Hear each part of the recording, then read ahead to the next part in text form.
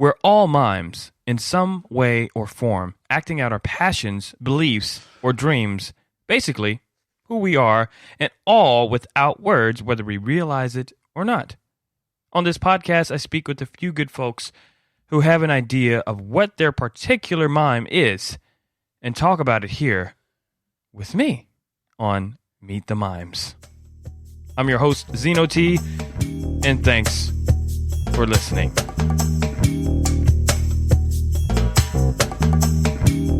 All right. Hello, everyone, again.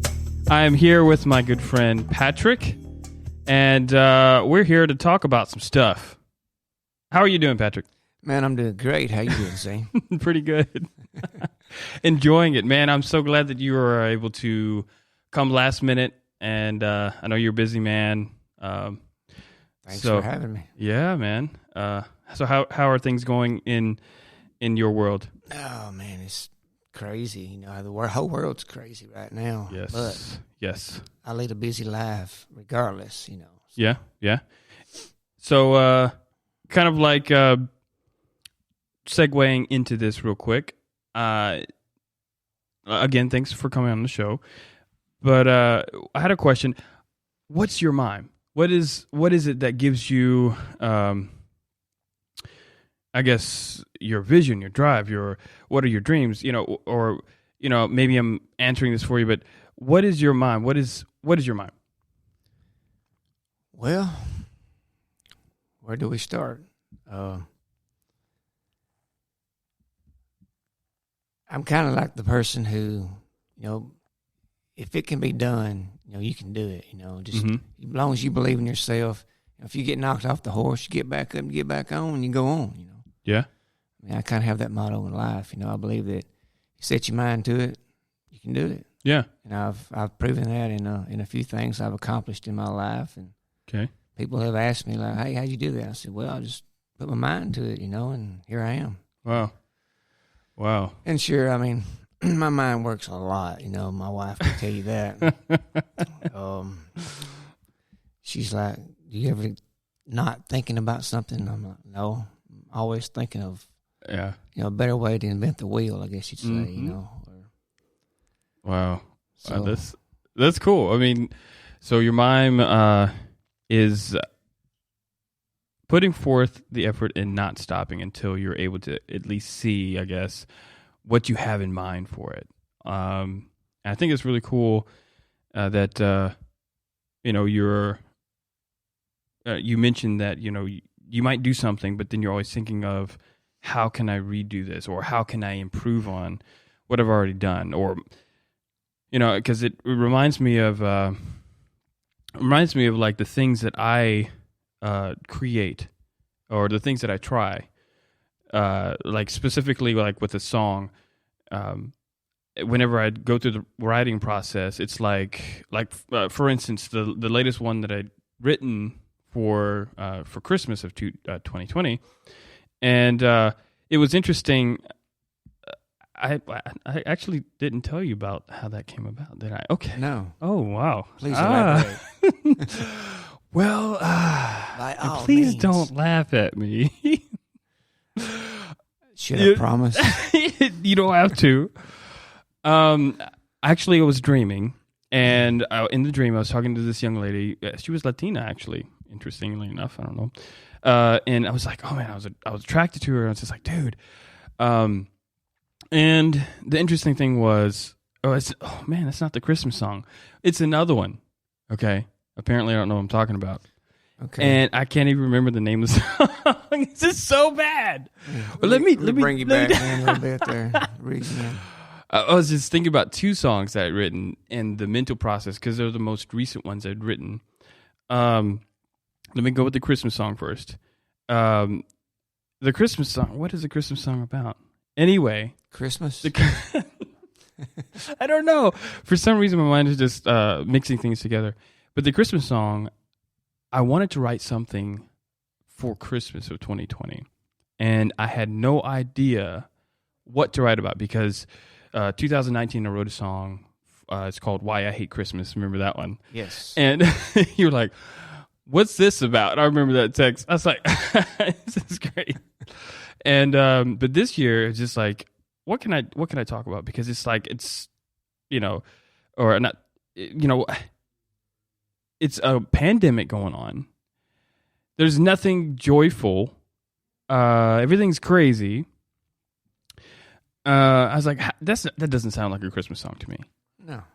But I woke up like maybe a few weeks before Christmas, a month and a few days. And how long were you asleep? I think 6 hours. It was a full night's sleep, I think, But I woke up and I was just like, oh my goodness, I can write about, what's going on and how can it be turned around to where, it can be something positive, just like the one that I did in 2019. Something that we can take away and possibly remember down the line, And that's where I had the inspiration for, writing about the pandemic in it. Not, just sitting there or camping there, but just like, hey, things are crazy, but the things that are crazy and we can't control, let's not focus on them, but let's focus on the things that we can. How we treat other people, people in need or whatever it might be. Right. Because that's our business. And the things that aren't our business or the things we can't control and are out of our hands. And let's focus on what we can and really put everything into that. And it reminds me also what you were saying about what your mime is, that, you believe in, okay, I'm going to do this. Okay, if I fail, okay, I'm going to work on it again. All right? My business is, doing what I know is, what I supposed to do, taking care of what's mine, or if I have a family or things like that. And, doing my best to champion through that and accomplish those things. Yeah, if first you don't succeed, you try and try again. Yeah. I know this is we're supposed to be talking about you, but the second one I've written with the Latina girl, let's go back to that. Yeah. The name of the song is I'm Just Not Into You. Right? So it's kind of like the basis of this whole story. Saw this girl in my dream. I was like, oh man, how are you? Blah, blah, blah. I pulled up my chair and I started, talking to her. It's like, hey, how are you? I don't remember what I was saying. But when it came for her response, she was like, look, I know that if I give you a chance, basically, I'll stop living. I'll stop being free. I'll stop all of these different things. Basically, because of, I knew who you are when you pulled your chair up to me. And because of that, I know this is not going to work. So the basis of that in the dream was, the weird thing was, like, I also knew that this person was an extension of me as well, with the experiences I'd had, knowing about the different types of people I've met and their effect on me. And it was tough to hear it when I was turned down by myself in the dream, but I saw it to be a valid thing. Like, if I see someone or I see a situation that's going to be toxic for me, and if I entertain it, I give into that, especially when I recognize it from the beginning that it is a toxic situation, I will kill myself by entering in that situation. So it was kind of like a lesson about life for me up to this point, in my 37 years of life. And it was an interesting transaction, because it was like myself and this other person was telling me no, because you're a toxic person. And that was really tough. But anyway, so that's what the song is about being rejected or rejecting something because you know that it's going to be your downfall. I don't know how that ties into your mind, but it was a nice side. A lot of people are afraid of rejection. They just can't deal with it, can't cope with it. Yeah. I mean, it scares me to death. But enough about me. So, I hear you're an actor. Or you're an actor, right? Who told you that? I was, looking on Facebook. I was like, I know this guy. He looks familiar. Yeah. I've heard that before. Yeah, I've done a little work here and there. Most current thing you can find me on is a miniseries called Bermuda City, and it's streaming on Amazon Prime right now. Oh yeah. Those of you out there who have Amazon Prime, go look up Bermuda City. Yes, I enjoyed. It was four episodes. Oh, there's actually 6 right now. 6 of them. Okay. Yeah, we still have a few more to go. So. Okay. Is he still filming through this fun time, or? No, nothing's really took place recently, but there are plans to get back involved. Yes. There was another film that you were involved in that a lot of people know about. Which one was that now? There's a few more probably. The Walking Dead, Insurgent. I've done some minor work on. They were both a lot of fun. Now there's some more independent projects I've done. You can basically went straight to DVD type projects. Like Soldier's Joy is one. If you want to look that up. Okay, Soldiers. That was the Civil War, right? Yeah, Civil War based around the Civil War and witchcraft, so to speak. Oh, that sounds interesting. Yeah, it was kind of a last minute part. The director had actually seen my acting on the Bermuda City, and asked me to participate in his little project. So at last minute, so I jumped right in. Yeah, it was.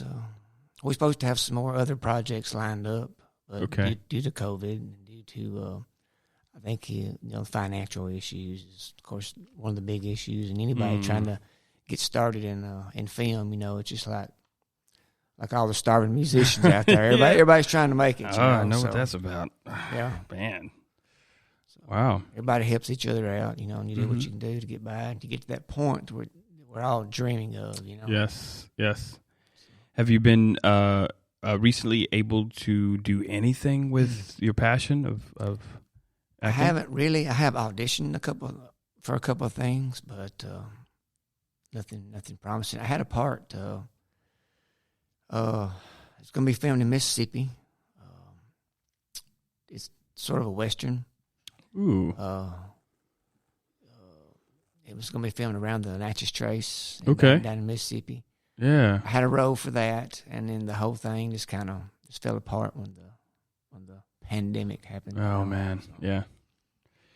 Wow. Yeah, I really enjoyed watching, some the work that I'd seen that you had done. Oh, one of the specifically in the Bermuda City web series. I thought it's actually a mini series. Mini-series, soon to be a bigger project. When you were, I can't remember, you were in that, I don't know which one that is, the second season? No, it's third, I think, where you were singing in that. That was episode 5. Episode 5. Yeah. I was in the jail cell. In the jail cell, yeah. And you were just like... It was interesting. My weak attempt at Johnny Cash. Well, I mean, it's like I know you personally. Yeah. So I was just like, who's this guy? It was great. I was just like, but then I saw, glimpses of Patrick, and I was just like, wow, okay, I can see that. It's just a weird experience. I've never experienced that before, where someone I knew was acting as someone else, and on film, and it was pretty cool. I appreciate it, man. I've had a few friends that have told me something similar to that. Like, wow, I couldn't believe that was you. Oh yeah, like what? Who is But this of course, guy? I hope to get to hone in the skills and get better as time goes. Yeah, yeah. Well, I really enjoyed it. Like in not necessarily that scene, but what would you do to mentally prepare for like a filming session or a scene like that? Like how do you prepare to get into the character and present a script, I guess, in your own way, in your own words, well, not own words, with your own presentation that is you and your interpretation of what character you're playing. How do you prepare for that? Well, the first thing you do is you got to learn to remember the lines. Oh, okay. then you can insert the rest. As depending on the director, what kind of direction you've had up front. Sometimes you may not have any direction up front. They just give you the sides and here, prepare yourself for this. Okay. And that's happened to me before, where the way I was reading it, it was totally different than what the director wanted. Interesting. On set. So when I got there that day, I had it all prepared and rehearsed in my head, rehearsed at home. Yeah. And I'm on set, and here I go. And then he's like, hang on, try it this way.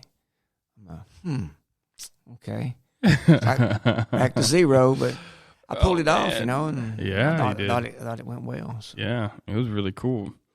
How about for like with any of the other films or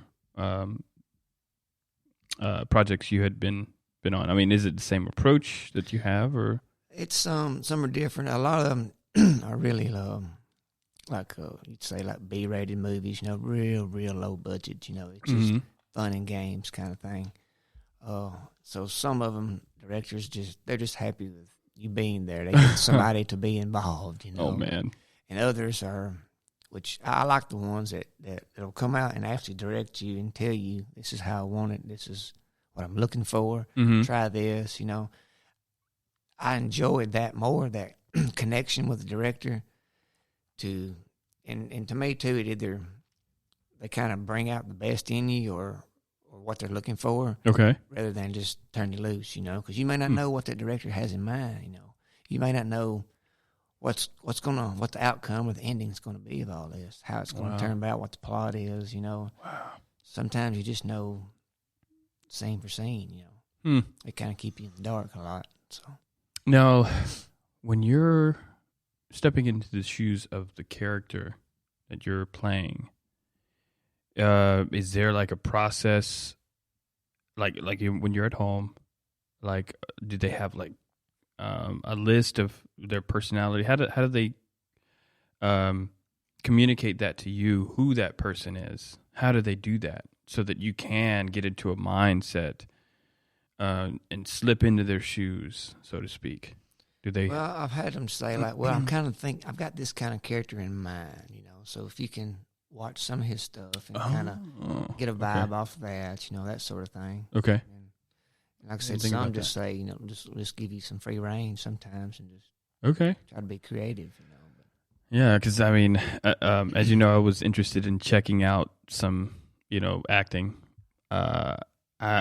But when it was just like, I don't know how to be able to get into a character and all that stuff. I don't know anything about it. And like you said, the first step is memorizing your lines, and I forget my own songs. So I'm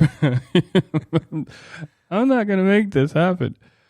So I was just curious about that. So I guess moving on from that, I know you do little music. You had told me about a song that you had written or had begun to write with a friend of yours. Yeah. And you never got to finish that. What was that? What is the difference between, for you, writing a song versus, I guess, writing, a script off, let's see, how can I say that? What would be the difference between writing a song or envisioning a song versus envisioning the character that you will be coming into? Are there similarities? Maybe I'm not explaining this right, but haven't really thought of it that way too much. Because I know that it's, of course, a process. And like I know that even in the industry, you've got the music business industry, Right. and then you have, of course, motion picture industry. And it's been my experience that it doesn't necessarily mean that the individuals that are actors doesn't necessarily mean, even though they are, celebrity or, just enthusiasts in their field, doesn't mean that they're going to always get to know other people that are on the other side of, like a actor getting to know a musician. So I was just wondering if maybe it's a different thought process, between a singer or writer and a actor or actress.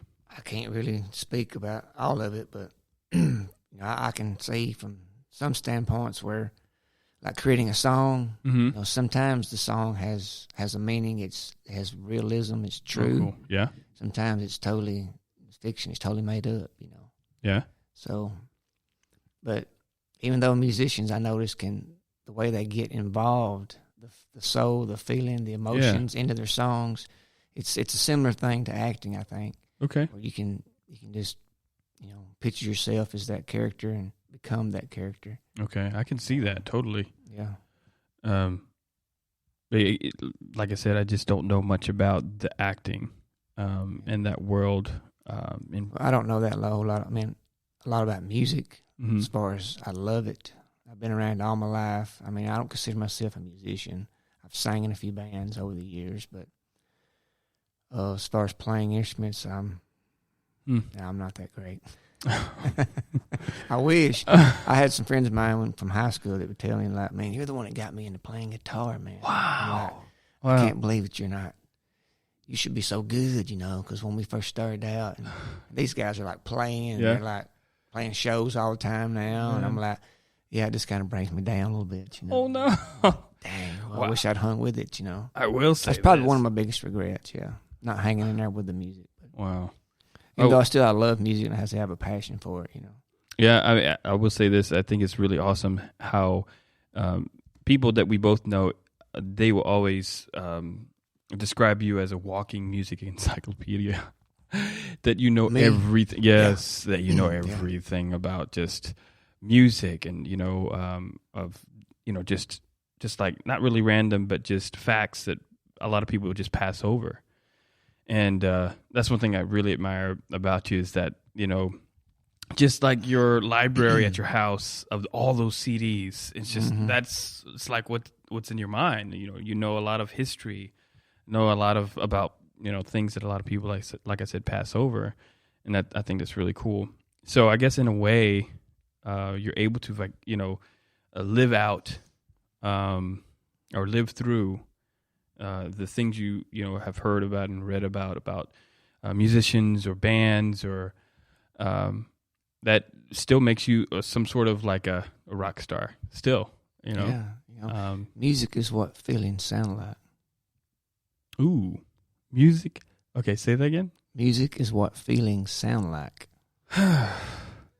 Music is what. Okay, that's completely going over my head. Can you say it again? Music is what feelings sound like. Music is what feelings sound like. I agree with that. Oh my goodness. It's interesting how something like that I guess I'm just thinking about it as you're saying it, and it's just like, man, that is so true because and it makes even more sense to the fact that you don't have to be someone who plays an instrument to truly understand and appreciate the music. Someone who appreciates life and its experiences, I think, like in your case, pushing through failures or rejections or whatever that life throws at you, I can see where music would have a special meaning of all types. Because that's one thing I thought was really cool about you is like, it doesn't matter what type it is. If you hear it and it sounds great to you, you're there with it. Yeah. and you just like you don't have necessarily a preference for any kind. I would imagine you would, but if it sounds good, and it's got something. And it's got soul, it's got feeling, it's got heart, meaning. Yeah, I think it's really cool. Music moves people, man. Yeah, music brings us together. Mm-hmm. Oh yeah. Despite differences, music can bring you together. Yeah. So we're right now in one of the music capitals in the. Absolutely. So, like, are there any particular groups or artists from this area that you really enjoy, current or past? Man, we have so much great talent here. I wouldn't know where to begin. I agree. Golly. Yeah, there's a lot. There is a lot. So much. Yeah, I enjoy the friendships and networking, the friendships that I've I guess forged through networking here, with so many people that from hip hop to country or like Americana to even like what was that there was one style they call it it's kind of like a bluegrass punk. I've heard some people that have that. And then blues, of course, punk grass. Yeah. So I think that's wow. And just all from this area. Of course, southern Tennessee area too, where we're from. So, and what's cool about it too, man, is that being from this area too, I know most all these musicians around here. If I didn't go to school with them or I hung out with them, we're friends. Mm-hmm. And that's a pretty cool connection to know. Also that hey, I know this guy. I've known him all my life or something. Wow. And here they are making this great music. It's something to be proud of as well. Oh yeah, I agree. Yeah, like if let's see, like speaking of music, I was thinking during this time that we're experiencing, have you been able to? I know you work a lot, but have you been able to kind of get out and catch some of this music that's being, it's like bleeding from people because it's like we're all looking for some sort of from the musician side, some release to be able to express their craft, express themselves through music. And then like for the receivers, the patrons, to be able to hear something. It's that, that exchange of someone giving and someone receiving and, them giving attention. It's just back and forth. Have you kind of experienced that desire, and have you been able to find opportunities to be able to go out and see some live music? I have recently, believe it or not, and it was pretty exciting. Well, I was going to say first that like a guy I work with is a musician, and I asked him if he'd been playing anywhere lately, and he said, no, man. He said, we've went to parking lots, asked permission for store owners in parking lots if we can just set up in the back of our pickup truck and play to the people. Wow. And they would come and just watch, from a distance, And he said that they just couldn't take it no more. They had to get out and play somewhere, do something, So, wow. But yeah, I have. I've been.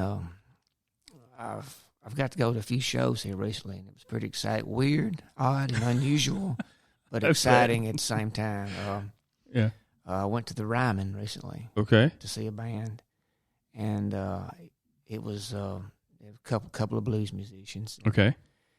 And it was just so weird. They had the ropes to guide you in, herd you in like cattle. Oh my goodness! You can't venture off nowhere. You have to stay in this area. There's no food, no drink, no nothing allowed on the property. Everybody had to be 6 foot or more apart. Wow! I was the only person sitting on my bench, and in a way, it was really nice. In a way, it was kind of sad. Yeah. It's like, where's the crowds of people just cheering and chanting, you know, and then, but you could just sit back and kick your feet up on the seat in front of you and not have to worry about nobody, you know. Mm-hmm. It's almost like being at home. You know? So I've actually been to 3 shows lately, man. Oh, I remember you were 2 nights ago. We yeah. were in Huntsville. Yeah, you were. To a show. I was texting you. Okay. Yeah. Man. Similar situation, you know, tables spread out, you know, but it just felt so good to get to hear some live music. Man. Wow. And it just. Yeah. Because we've all, you know, it's been a rough year for a lot of people. You know, we've all been in the slums, I guess you'd say, and to get to go to a show and just that's kind of a pick you up, you know, yeah, just picked you up, made you feel good, started feeling a little bit of sense of normalcy. Yeah, yeah, and I think that, well, I haven't been to any shows actually. I don't know. I've just been hiding away. No, I'm kidding. I've got one more coming up, New Year's. Oh, really? Yes. Okay. But I'm also still sitting on 8 pairs of tickets. Oh. From the past year and a half. Wow. And the shows have been canceled. Or rescheduled. Wow. Yeah. 8 shows. 8 sets of tickets I've got right now. Whew. Wow. So, yeah, I like music. I like music. Say, yeah. Wow, man. I haven't been to any, but I did talk to Rez, as you know. Yeah. And good guy. Yeah. Yeah, and he was saying, you know, similar to that, but of course from the musician side is I've got to get out and I've got to put out there my message, my craft, and share it, man. I've got to. Even he had even said that now that since it had been, you know, so that since they had been able to get together and practice and stuff like that, he's really been pushing for that, and you know, trying to do more and more, and that, you know, of course he's not getting any more money or anything per show, but it's just the fact that he can get out there and do it, and I don't know, I might look at booking some spots. I don't know. I like really. You should do something. Man. Just do something, you know. Well, that's why I wanted to do this. I mean, I want to, instead of always playing music, always being on stage, be across the table from someone and talk about something. Even though these podcasts will be, you know, echoing around the world, but it's like, man, it's an opportunity for me to be able to go outside of the 3 minutes that's on a record. I've been releasing a lot of singles over the years, and I would expect people to get to know me out of 3 minutes, 6 minutes a year. Sometimes when I have 2 releases, and it's not possible. So, I'm playing live is where it's at. It's where you really connect with people, you know. Yeah. But I mean, it's like for me, whenever I would perform live, one of the things I would hate, and I've been actively changing this since I've been doing live work. I would hate it whenever I would come off the stage and have to interact with people, because my comfort zone was on stage where I don't have to talk to anybody. I just talk at people. Yeah. And, you know, I could change the way I sing to be able to cause people to respond to me in a different way or whatever. But I would be afraid of just, you know, mingling and talking. But now it's just the opposite, you know, because of the pandemic, I had realized that I was I would keep to myself, and I wouldn't have relationships with people, and I would avoid them. But the pandemic showed me that. And since that, I've been actively putting forth an effort to be able to connect. So this is part of that. But cool. But so it's of course still a process for me to be able to do this, and try not to think about whenever I feel kind of like nervous when I'm talking. Yeah. On the podcast, to not, stumble over myself by thinking about, okay, there's a lot of people that are going to hear me mess up or whatever, and just not think about it, and just you're just that's natural. Yeah. So I can only imagine what you're thinking about me right now. What? I'm thinking, well, I was just like, I bet he's thinking that I'm just kind of really drawing this out because I don't have anything to say. And you're right. So it's one of those where you care, but you don't care. You know? What? I do. So, you know what I mean? Oh, yeah. So have you been into any shows lately? What you watching when you have time? Going to movies? Or at the house. Oh, man. Or on your phone, or into any new shows, or... Well, I try to the best I can, you know, but like we were saying, I work a lot, you know, and I'm actually on vacation right now. So, okay. So you caught me at a good time. Yes. But, you know, I mean, I have a full-time job, a business. I do some acting. I try to get out and enjoy life and go to concerts and do what we can, you know, do stuff with the family. So... We've got a vacation next week coming up. So ooh, sweet! I'm excited. Yeah. All right. But yeah, we try to do some movie watching. We actually watched a movie last night. Yeah. Mm-hmm. So that's one of my favorite things to do as well.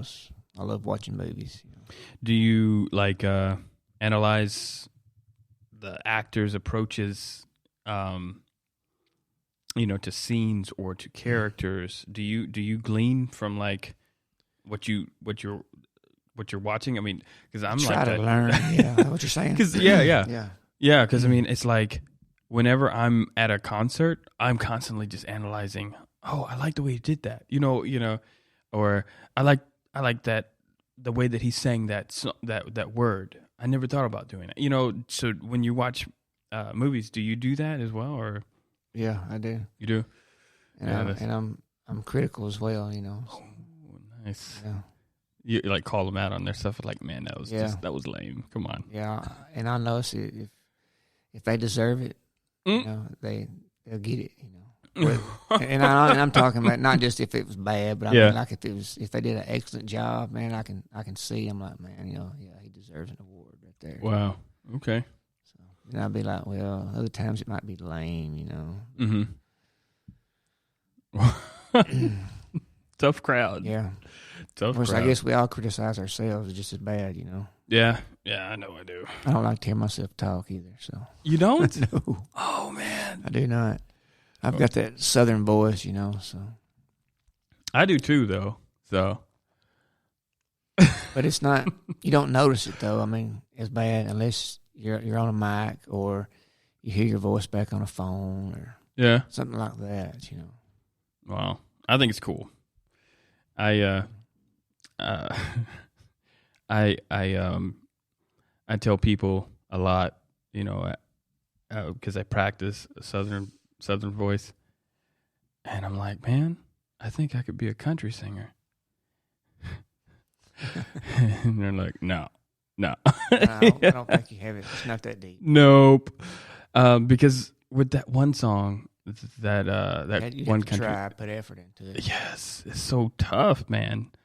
Because I don't want to sound like a sellout or anything. You know, like, oh, he's a sellout, because he doesn't speak this way. So, I don't know. Because I do have that one song. I'm not going to say the name of it, but that is a country song. Quote, quote, country song.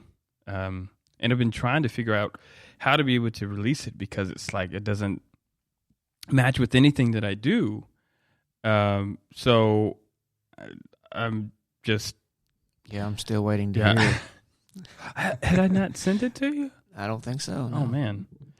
Yeah. I'm looking to release it at some point. I was wanting to release it on the album coming up, but I probably won't, because it's already filled up. I'm at like 14 songs again, because I keep writing songs for this album. That's a lot of songs for an album. Yes, it is. Yes, especially a digital album. Maybe I should just 12 to 14 is a good number for an album. Really? Okay. Yeah. I always felt like I was a little bit gypped. Like when I bought an album, it was like 8, 9 songs, maybe 10 tops. No. I'd be like, come on, man. Y'all could have thrown at least 1 or 2 more in there, you know.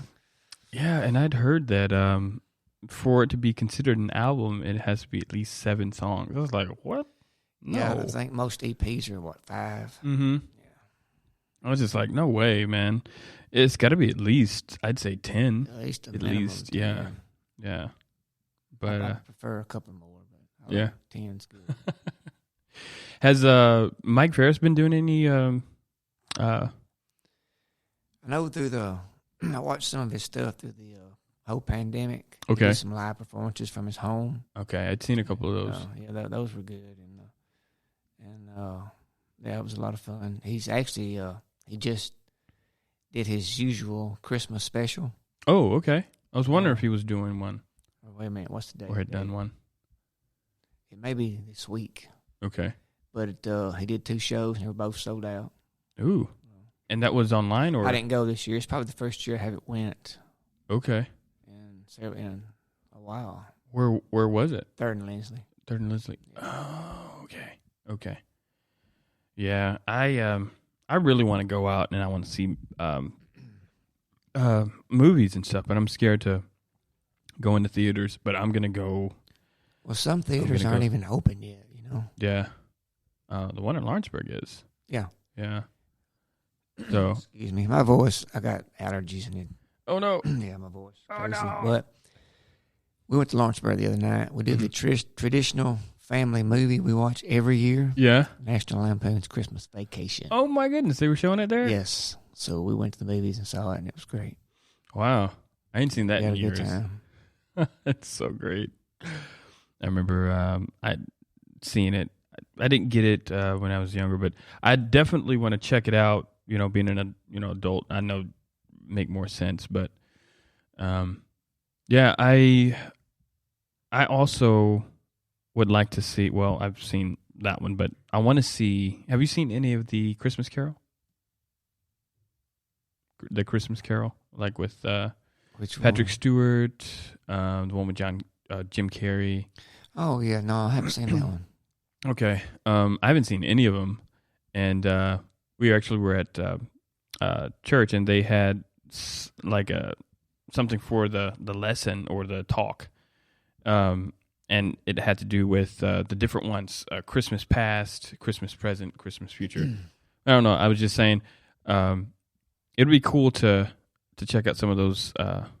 I don't know where I'm going with this, but I haven't seen those, and I was just thinking about movies I hadn't seen. I think that's where I was going. But anyway, so are there any other ones that you've seen? Any shows like maybe like there's let's see, there's a new Wonder Woman coming out. Are you looking at Yes, checking it that? comes out Christmas. Yeah, I'm wanting to go see that. Yeah, we are too. We probably will. Oh yeah, I had been looking at some of the old ones like Ant-Man, Ant and Wasp, Yeah. I think, and then checking out, just kind of going through the line of all of them and just trying to follow it on out. I don't know where to start with the Marvels. That's just, I don't know where to start, man. It's just like there's too many. Yeah, you need to start in a certain order because they kind of all tie in together. Yes, I mean, you don't really have to, but it would. it would make Some more of sense. the things would make more sense to you if you did. Yeah, And it's, yeah, you should. I mean, the Avengers movies are great. yeah, And, yeah. I love have you seen all the of them. previews of the new Loki? No, I It's gonna haven't. be it's going to be a TV series. Really? Is it the Yes. same actor or is Yes. it? Okay. You need to watch the previews to Loki. Okay. Interesting. And that's going to be on. What platform is that going to be on? That's a good question. I think I done forgot that one. Yeah, I can't remember. because I know that Disney has a Marvel Marvel section. It's got for Pixar, Star Wars. I think that's it. Yeah. Well, there's some other ones, but Disney Plus. But yeah, man, I'd like to sit down and do a little bit more watching myself. But in preparation for, the releases and all that stuff, time is not as abundant as I would like. I know But- all about that. Have you been able to do any hunting this year? Nope. I haven't bought a license in probably 2 or 3 years. What? Just because I'm so busy working. Yeah. Well, I went for the first time last Saturday. Really? Yeah. Yeah. Deer hunting? Deer hunting. I went with a buddy of mine and his buddy of his. And it was interesting. It was very interesting. Never did anything like that before. Got up at like 5 or 4:30. Got out there at 5. And I want to go again. He's talking about Saturday, so. I'll tell you one good thing about hunting. Not only, I mean, I'm not one that just shoots whatever and leaves it laying. Yeah. Whatever I kill, we eat. Mm. You know, and if our cooler's full, I donate it to somebody. Nice. Or donate it to a charity that will provide food for the needy. Wow. So it's not going to go wasted. But the biggest thing I enjoy about hunting is just the peace and quiet and the time you spend in the woods to get kind of become one with yourself again. You know, it gives you a lot of time to think, soak up things. Mm-hmm. I think even if you don't hunt, man, it's good for somebody just go out in the woods and sit in the quiet, man. I swear. Wow. That's really one of the things I enjoy about it. Wow. That was what I experienced. I mean, I remember going out there and just feeling like, man, this is great. You know, even though we were going there to possibly shoot a deer, but it was nice to be able to just go. It was a whole different just feeling. I mean, I live in the woods, you know, but it was a different thing. I don't know why that was, but you know, it's something I always remember. I'd love to, you know, go back and, you know, experience. Of course, I mean, there's nothing like the excitement, you know. Yeah. Up to the point of the kill, but yeah. Oh yeah. Yeah, man. I'm definitely down for that. I told you I was interested in bow hunting, possibly, you know, out west, northwest area, and, you know, see how that turns out. You know, the whole going out there, and I don't know about camping in the middle of winter, but, you know, yeah, definitely having a bow or a crossbow or compound. I'm not sure, whichever one I learned first. But getting out there and, you know, finding the trail of an elk or something, and well, an elk, not something. Let's be specific. I don't want to stumble on some. You know, I'm tracking somebody. Yeah, or a grizzly. I don't want to track a grizzly intentionally. No, that never ends well. But or a cat. You know, one of the cats of prey or whatever. Yeah, definitely. I'd like to experience that because I've heard a lot of great things about. You know, people that have done that, they, you know, are able to really discover a lot about themselves through that experience of, you know, the tension of tracking, the expectation, the anticipation of, okay, you know, I'm anticipate taking something's life, and all of the tension that comes with that, man, and that it has a lot of life lesson that one can take from that. I guess also from being in the woods, the fact that, you know, it's just raw nature. It's nothing civilized about that at all. Right. You got wolves to be concerned about, bears, you got elk, you know, moose, maybe. I mean, them things are gnarly. So, I don't know, man. I'm looking forward to experiencing more of that with the hunting and stuff, and not about the, you know, killing the animal part, but just the experience, the whole thing. And looking forward. Yeah, I was hoping to this year, but buying a license for just 2 weeks just really don't make much sense, even though I've done it many times. Yeah. Who doesn't do things that doesn't make sense sometimes? Yeah, but, I do that all the time. But really, we really don't have a lot of land or any land to hunt on, really. So I've got a couple of friends that have some land I can hunt on. Yeah. But, you know, it don't make any sense for me to buy into a lease. You know, because I may not ever get on it. Yeah. It's wasting money. Wow. Man. So you have any really cool hunting stories or anything that you had experienced, or anything to kind of shed light on the experience? I guess for our listeners? One of the first deer that I ever shot, I was in my teens. I was sitting on the ground, didn't have a stand at the time, so I was leaned up against a tree. In the area we were in, we had a lot of people with us, so everybody was spread out as far as they could, Mm-hmm. different ridges and hollers. And so I'm sitting there against a tree, and, it gets, after a while, you get kind of sleepy sometimes. You'll nod off and whatever, but I can remember this one particular incident where I had nodded off, and when I opened my eyes, there stood this buck right in front of me. Oh, my goodness. Probably wasn't 20 yards from me, in a little old road. Oh, man.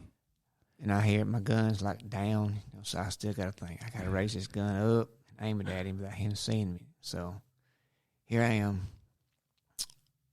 I start bringing my gun up real slowly, and if he ever turned his head, of course, I'd move a little bit quicker, Yeah. Anyway, and I get the scope on him, and I pull the hammer back. Oh, man. Click. I was like, what was that? I looked down, and the hammer had caught my glove, stopped it from firing. I was like, dadgummit. The deer looked, he kind of looked right at me when he heard that click noise. I pulled the hammer back again. Bam. Shot him that time. Oh, man. He did a complete flip. Complete flip. Good Lord. And landed right back where he was at. Man. What was the gun you were using? That's a 30-30. Oh, 30-30. Okay. It's my first gun, and it's still the gun I hunt with today. Wow. And that's the Lever action. Yeah. I remember seeing those. That became my favorite gun because we used to watch Bonanza. Yeah. And Gunsmoke. Western movies. Yeah. All of them. It's like, my dad had two of them with the octagon barrels. Oh, really? Sold both of them. I think he sold them both for like $1,500 a piece, and this has been 20 years ago. Dang. Yeah. They were passed down from my great-grandfather. So they had to get rid of them. But anyway, yeah, man. That's exciting. I mean, I've never seen, an animal killed, like that. And how does that feel to know that you've done that? I mean, even though you're gonna use it and eat it or whatever. Yeah. Like, how does that feel? Well, it's I guess the sense of accomplishment, pride, and I guess brings you a little closer to feeling manly, Yeah. Okay. So of course you have to gut your first deer. Oh, of course, man. you have to gut any of them, but so you have to go through that process. Oh, It's no. all a unique experience, and I have another story I could tell. Okay. I got my wife into hunting with me, and we would hunt out of a buddy stand. Usually if we hunted in a buddy stand, I wouldn't even carry my gun. Mhm. I'd let her shoot, So, and she had never killed a buck. Oh, wow. She's killed a few does, and, of course, like I said, we eat everything. And this one time, she had the opportunity to shoot a buck, nice buck. Wow. And it went down in front of us, and she had a couple of different openings to shoot it, but she didn't. Oh. And I'm like, are you going to shoot it or not? And she's nervous. She said, when you're about to kill something like that, your heart feels like it's going to jump out of your chest. The excitement, the adrenaline, everything. Can't imagine. Just pumping. Wow. And that's what she told me. She said, oh, my God, I thought my heart was coming out of my chest. I've never experienced that before. And I said, yeah, that's part of it. Wow. But the deer finally, it was just about to get out of sight. And I said, look, if you're going to shoot this thing, you better do it. And I had a grunt call on me, and she had to swap positions with her gun. Wow. I said, just lay it across in front of me. I laid my arm up there to use it for a prop. Mm. And I said, said, you better take the shot. I'm fixing to blow the grunt. Of course, so I hit the grunt, and he stopped. I said, now's the time. So she pulled the trigger, and and it ran off. She's like, I think I missed it. And I said, I think you hit it. Oh, wow. Pretty sure you hit it. So we got down. We waited about an hour. We wanted to let the dust settle, so to speak. Mm-hmm. So we got down and went over there and to where I saw the area that she'd shot it in. I found just a little bounce of blood. Mm-hmm. I said, yeah. He said, you hit it. And I said, come on, we'll trail it, Oh, wow. So we were going up the hill, and I saw something up at the hill. It looked funny, odd shaped, rather than normal. Uh-huh. And I said, stay right here. Let me go up there and inspect it before you come up there. So I went up there and looked, and it was the deer. Oh, wow. What he'd done, he was laying against a log, and just the way the silhouette of everything looked from a distance, it was just odd. And so he'd fell over, and his horn stuck in the ground. Oh, man. So he was twisted up, and laying against that log, and he was just weird looking. Yeah. And the good thing about it was, though, he wasn't but about 40 yards from our vehicle. Oh, wow. He ran almost to our vehicle and died. So, man, that's ironic. Wow. So she come on up there, and she gutted her first deer and everything. Oh, wow. We ate the heart and everything. Ooh. Yeah. Wow. I was curious about that because I was like, do you eat it raw or do you? No, you cook it. You boil it first. Oh, okay. There's a lot of different ways you can prepare them. Because I'd heard about different ways that some people do it. That they'll cut the heart out, and then they'll use like other organs to season it, like things like gallbladder because of the bile. I don't know. I didn't know how. I've never done that. I've never either, but I've never. Yeah, I was just curious. It's like, do you eat any of the other organs or anything like that, or? I imagine you could, but the heart's the only thing I've ever eaten. Okay. Wow. That's interesting. Man, I have yet to check that out. Yeah, I could imagine like whenever you're about to, pull the trigger, that your heart's racing and it's an experience, definitely. Man. Well, what do you see for, I guess, the spring 2021? I always look at springtime being, a new beginning. Things are starting to, even before the first leaf starts to bud, come back to life. Yeah. What, even before that, there's this anticipation of just, life budding, coming out of hibernation. So like in your life, like what do you see,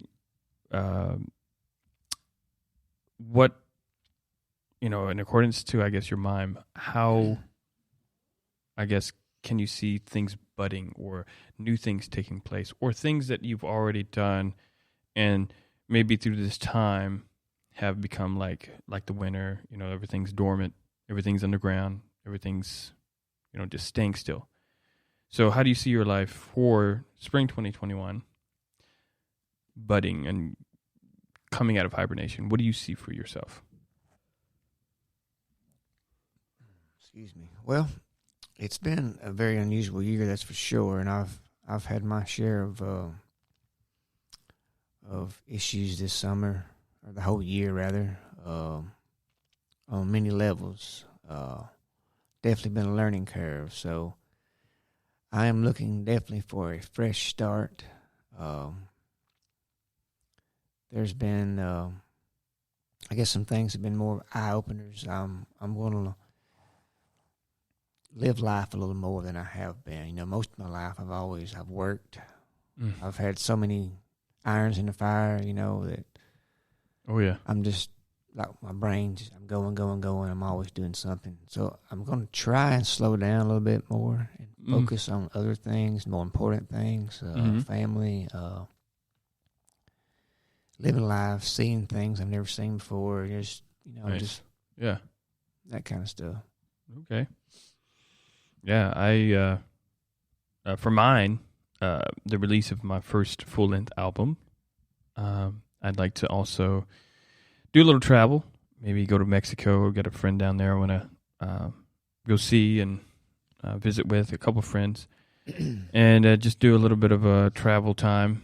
That's just for the spring, but I definitely want to continue the trend throughout the year, creating new music, traveling, connecting with people, doing more of the podcast sessions, and just enjoying being alive, kind of like what you're saying, because I had a lot of irons in the fire, but I think it took a lot of those irons in the fire for me to discover what I wanted to do, what I want to put my time into. I know it's a little more difficult with you because you have a family. I'm just by myself. And so, I could just stop something, but, it's different implications for you having a family. You can't just, drop, anything anytime. Drop your kids off somewhere. No, you can't do that. So that's interesting. It really is interesting. So anything you got to ask me, or this has been kind of a talk kind of geared toward you? Anything you want to kind of talk about? Well, you touched on it a little bit, is people who do know you and are a fan of your music. Yeah. I guess they would like to know what all is coming up for the future for Zine OT. Well, for me, I plan on getting as much sleep as I can, play as many video games as I can, and I'm kidding. No. Oh man, like I said, the album, I want to, really put into that. And the reason why the album is on hold right now is because my friend Chase had an accident and was injured from the accident, of course. And so he's out of commission and until probably first maybe middle of the year. Middle of January. So, but he's up and walking around, still doing PT. We've been talking back and forth. He's still feeling good about maybe 3 weeks from now getting in the studio and working.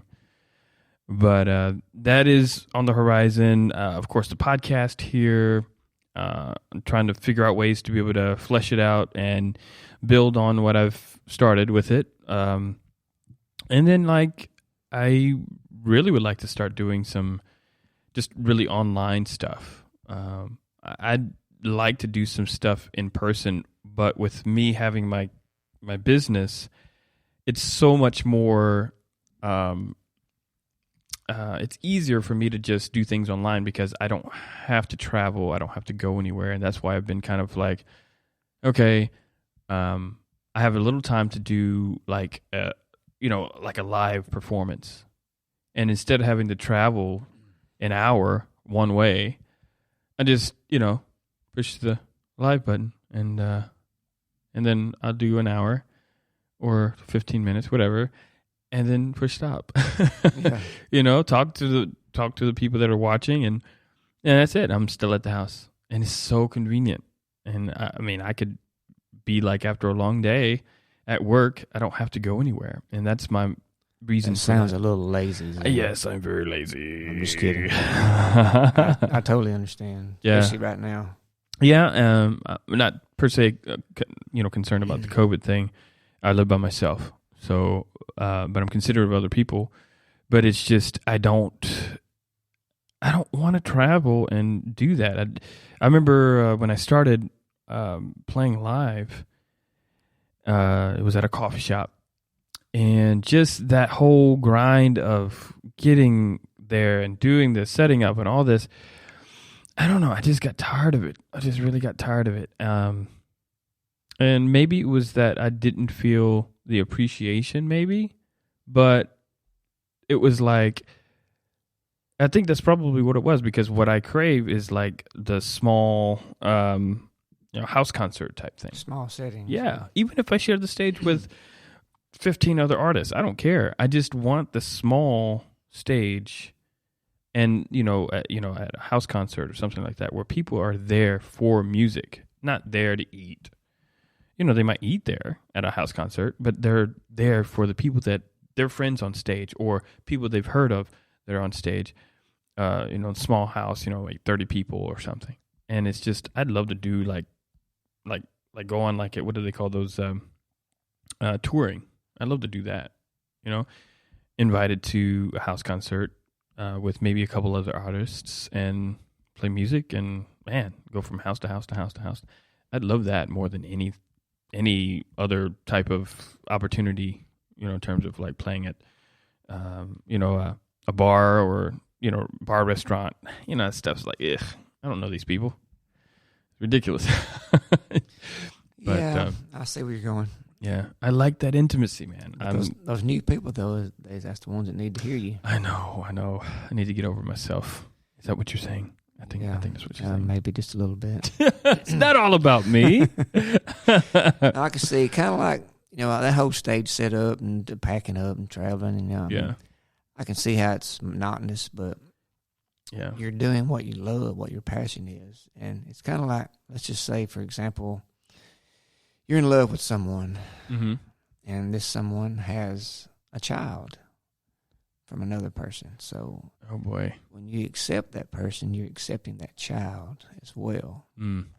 So, it's kind of like that. Like if you got to deal with all the stage equipment, setting up and breaking down, until you get to that point, until you can pay somebody to do it all for you. It's all, Zane's got to do it all until you get to that point. I know, it's... Yeah, it's something, and it's probably just an excuse to say, for me to say, well, it's more convenient. I could see that it's an excuse because I just, I need to just suck it up. But anyway, suck it up, Buttercup. Suck it up, Buttercup. Man, so what do you think about the spot here, man? I love pretty cool. What they did with the area here. I like the parachute. Yeah, for those that can't see it. I actually have 2 parachutes myself. Really? I think that's a real one. I think so. Just gave me an idea. Wow. Oh. All right, brother. Well, I think that's a good place to end it. As always, I'm really glad to be able to talk with you and discuss things. Had many talks over the years, and it's great to be able to finally sit down with you out of the last few weeks. It's been a while since I've seen you. And I want to say thanks for being my friend and for joining me on this talk. So you're welcome. And sharing your mind with us all. I already knew it, but, yeah. We have many talks. But all right, man. Well, is there any social media that you want people to follow or anything like that? No? They can check out my IMDb page. Okay. See what all I've done as far as acting. That's about it. The passion for music. If you have Facebook, I do a little group called All Things Music. Okay. Try to connect a lot of people who really enjoy music. It's just crazy. We talk about music, quizzes, questions. Wow. Okay. A lot of people have been telling me that they really enjoy it because, especially what's going on right now, that it kind of keeps their mind off of it. Yeah. Gets them on something that they really enjoy. It makes them happy. Like I said, music brings us all together, man. Just keep the music going. Yeah, totally. So that's All Things Music. All Things Music. Facebook group. Yeah. All right, man. Well, that brings this session to an end, folks. And thanks again, Patrick, for joining me on this podcast. Thank you. All right, y'all. We'll talk to you later. Hey, thanks for joining me on this episode of Meet the Mimes. I hope you've enjoyed it as much as I did. Heads up on upcoming content and look out for video of each one of these talks on Meet the Mimes YouTube. Well, that's it for now. Stay interesting.